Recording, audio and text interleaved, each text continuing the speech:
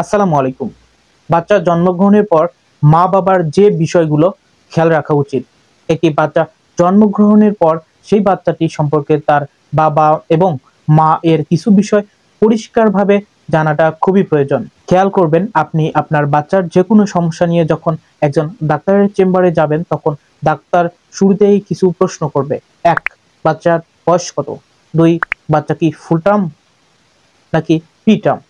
৩. বাচ্চা জন্মানোর পরে কি সাথে সাথেই কেঁদেছিল?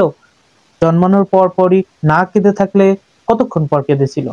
এই ৩টি বিষয়ে আপনি যদি ডাক্তারকে ঠিকমতো তথ্য না দিতে পারেন, তখন বাচ্চাটির সমস্যা, অসুস্থতার ব্যাপারে একজন চিকিৎসক সে প্রথমেই দ্বিধা পড়তে পারে।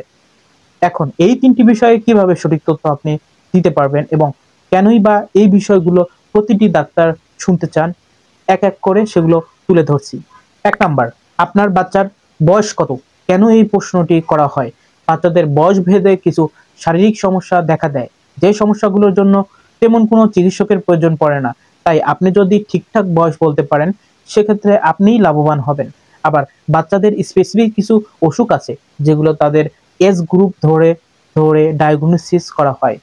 একই উপসর্গ ১ বছরের কম বাচ্চার ক্ষেত্রে একটা অসুখের জন্য হতে পারে, আবার সেই উপসর্গগুলোই ১ বছরের বেশি বাচ্চাদের অন্য অসুখের জন্য হতে পারে। তো আপনি যদি ঠিকঠাক বয়স না বলতে পারেন, প্রথমত আপনার বাচ্চার অসুস্থতার কারণ সহজে জানতে পারবেন না ডাক্তার। দ্বিতীয়ত, সেই অসুস্থতার কারণ সঠিকভাবে জানানোর জন্য তখন ডাক্তার বিভিন্ন টেস্ট লিখে দিবেন, যার জন্য আপনার বেশ কিছু টাকা খরচ হতে পারে। ২. বাচ্চা কি ফুল টার্মে জন্মগ্রহণ করেছিল নাকি প্রি-টার্মে জন্মগ্রহণ করেছিল? এই প্রশ্নটি করার কারণ কি?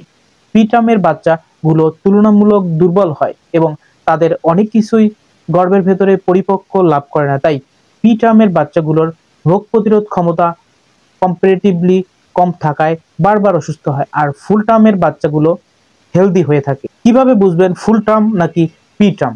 গর্ভকালীন ৩৭ সপ্তাহের পূর্বে যেসব বাচ্চা জন্মগ্রহণ করেছে তাকে বলা হয় প্রি-টার্ম, আর ৩৭ সপ্তাহ পর যে বাচ্চাগুলো জন্মগ্রহণ করেছে তাকে ফুল টার্ম বলা হয়। ৩ নম্বর যেটা হচ্ছে, আপনার বাচ্চা জন্মগ্রহণ পরে কত সময় পরে কান্নাকাটি করেছে, এই বিষয়টাও বাবা মার জেনে রাখা উচিত। বাচ্চাটি যদি তাড়াতাড়ি জন্মগ্রহণ করে, সেক্ষেত্রে বাচ্চাটি সুস্থ এবং সবলভাবে জন্মগ্রহণ করেছে। যদি দেরিতে জন্মগ্রহণ করে, সেক্ষেত্রে বাচ্চার হয়তো কোনো না কোনো সমস্যা ছিল, সেজন্য দেরিতে কান্না করেছে। এই ৩টি বিষয় আপনার অবশ্যই খেয়াল রাখা উচিত।